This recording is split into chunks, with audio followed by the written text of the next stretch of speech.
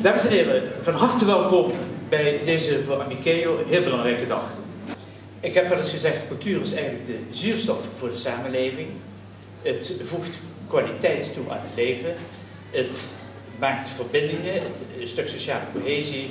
Het heeft economische waarde, kortom, het is van niet te onderschatten betekenis. Nou, als je dan een jong orkest hebt dat cultuur, jong, toptalent en een verfrissende, moderne ambitie heeft en dat grensoverschrijdend met elkaar in verbinding wil brengen, dan is dat een topdag als je daar de aftrap van mag maken en dan zijn die donkere wolken verdwenen, letterlijk en figuurlijk. Dus eigenlijk hebben we vandaag een heel zonnige dag. Uiteraard wil ik u, ter afronding van mijn inleidingsgesprek, danken voor uw aanwezigheid, voor uw belangstelling. En ik wil u ernstig in overweging geven om de stukken die u uitgereikt heeft gekregen eens goed door te lezen. En wellicht bent u bereid om vriend te worden van Amiceo. De verdere invulling van het programma is in handen van mevrouw Nicole Simons. En ik geef graag nu het woord aan haar. Dank u.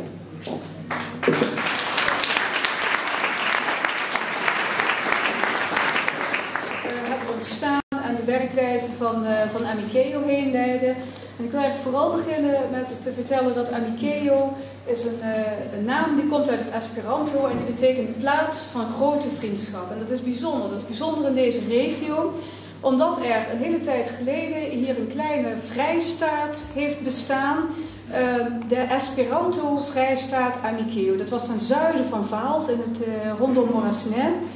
Een mini-staatje dat ongeveer tot aan het einde van de Eerste Wereldoorlog heeft bestaan en toen op is gegaan in het grotere geheel.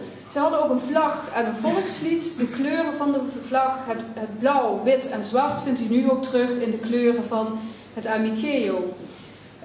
Deze historie past natuurlijk prachtig bij ons orkest in deze regio, waar het vooral gaat om elkaar op te zoeken, om dezelfde taal te spreken. In dit geval niet het Esperanto, maar de taal van de muziek. En het is vooral ook bijzonder omdat wij ook op zoek gaan naar de mensen uit deze regio, dat wij heel vriendschappelijk en open willen samenwerken met de mensen uit het Belgische, de mensen uit het Duitse en op die manier ook in staat zijn om een internationaal jeugdorkest op te richten.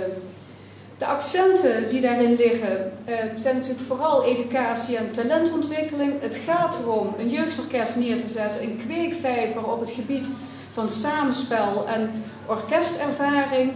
Het orkest zal werken vanuit een vaste samenstelling van zo'n 70 talentvolle muzici uit deze regio.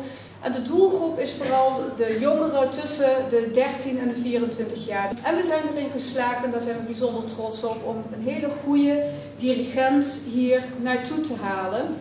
De Fin Jussi Jäättinen, die gestudeerd heeft in Helsinki, in Rotterdam en in Den Haag. Veel ervaring heeft inmiddels al, hoewel die nog heel jong is.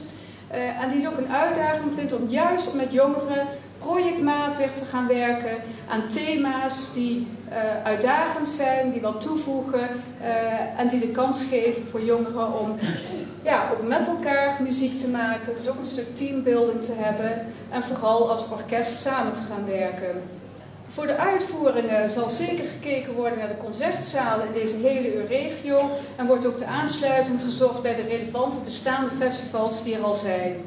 Ik ga nu het woord geven aan de dirigent die u nog iets gaat vertellen over de 9 muzikanten, het stuk dat zij gaan spelen. En ik hoop dat u geniet van inmiddels het tweede optreden van het Limburgs Jeugdsymfonieorkest Amikeo.